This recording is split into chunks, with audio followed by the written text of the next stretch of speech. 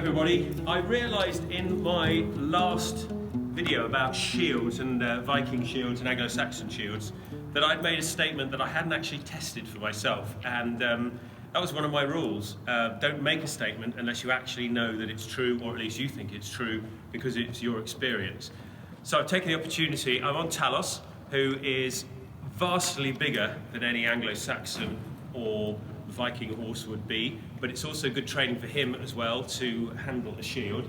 I have the Viking or Anglo-Saxon shield propped up here behind me, just for ease of getting hold of it, and I am going to try to pick it up and use it from horseback, and imagine I have a weapon in this hand as well. In fact, I might pick up a weapon as well just to see what it's like.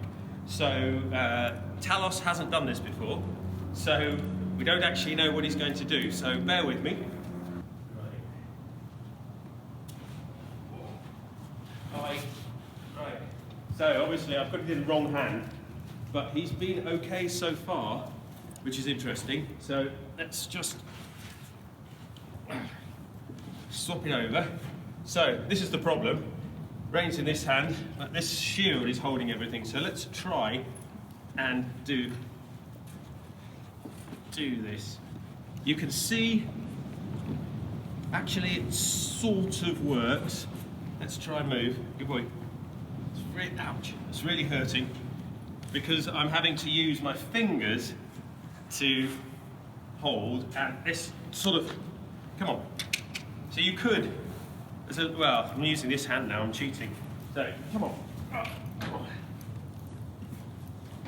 It's really quite difficult. If I could use my both hands, then I can hold one rein in the shield hand and one rein here, but of course that's not the point. What I've now got to try and do is put a sword. I've got a medieval sword here. Come on, let's get this. This is really awkward. Ow. And the weight of the shield is starting to bear down on my knuckles. Let me try something else. Come on, back please, back. Back, Talos. Good boy. Good boy. Right. I've formed what's called a bridge with my reins. So, but I'm holding, the problem is I'm only able to hold the reins in two fingers. So, in an extreme situation, I guess you could sort of do something, but it is very different. Come on. Come on, good boy. Oh, it's interfering with my reins too. It's caught on the reins. Good boy.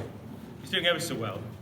Let me go over here. So, I think we can safely say that this shield type with this grip is not impossible to use a horse from, but then my immediate thought would be you'd actually put strapping on it, which is of course exactly what the next era of shields did. So you can sort of hold them like this. So I guess you could travel, if you had your sword in a scabbard and you were able to use two hands, you could probably carry your shield, and you could sort of stop and go, but it's very difficult, and you end up having to use just two or three fingers. I don't even think I can turn it very well. No, come on. I can just go forwards and backwards, really. So, I think, whilst I broke my rules by not actually knowing, I think intuitively it was obvious that that would be a problem. But now I've tested it out, he's more than capable of actually having a shield on his back. He doesn't seem to be worried about it. And you could see how you could maneuver a shield around, but this grip, taking your hand away from using the reins, I think means this absolutely is a footman's shield and would be next to impossible to use effectively from horseback. Thanks for listening.